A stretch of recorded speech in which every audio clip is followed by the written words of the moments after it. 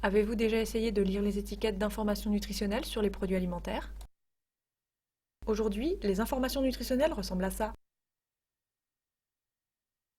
D'un côté, le tableau des valeurs nutritionnelles et de l'autre, la liste des ingrédients. Écrit souvent tout petit, avec des termes compliqués, même les experts ne s'y retrouvent pas toujours.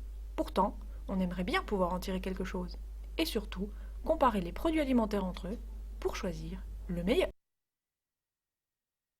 C'est ce que propose un rapport remis récemment à la ministre des Affaires sociales et de la Santé. Un nouveau format d'étiquetage nutritionnel plus simple et plus clair. Imaginez un logo coloré unique en face avant des emballages permettant de caractériser la qualité nutritionnelle du produit. Oui, mais comment serait-elle calculée, cette qualité nutritionnelle? Par un score international qui reprend les mêmes données que celles que l'on trouve déjà sur les emballages, mais qui simplifie leur lecture. On attribue des points pour la densité énergétique, la quantité de sucre, d'acides gras saturés, de sel, et on pondère avec la quantité de fibres, de protéines ou de fruits et légumes dans le produit. Résultat, plus un produit est de bonne qualité, plus son score est bas, et inversement. À partir de ce score, on détermine dans quelle catégorie de couleur se situe le produit. A, vert, c'est un produit de bonne qualité nutritionnelle. D, rose fuchsia, c'est un produit de moins bonne qualité nutritionnelle. Oui, mais qu'est-ce que ça donne au quotidien lorsqu'une personne fait ses courses?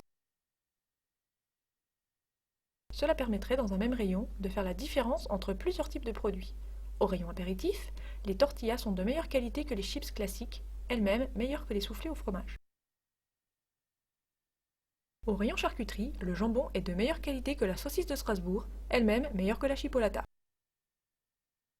Enfin, et c'est encore mieux, pour un même produit, il permet de différencier les marques entre elles.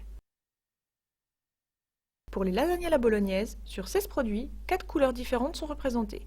19% en vert, 63% en jaune, 12% en orange et 6% en rose fuchsia. Pour les madeleines nature, sur 11 produits, 3 couleurs sont représentées. 9% en orange, 36% en rose fuchsia et 55% en rouge.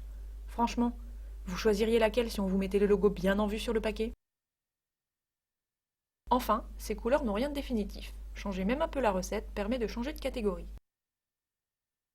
Par exemple, dans un brownie au chocolat, classé rouge, si le fabricant diminue de 10% la quantité d'acides gras saturés, il passerait dans le classement au rose fuchsia. Et vous, qu'en pensez-vous?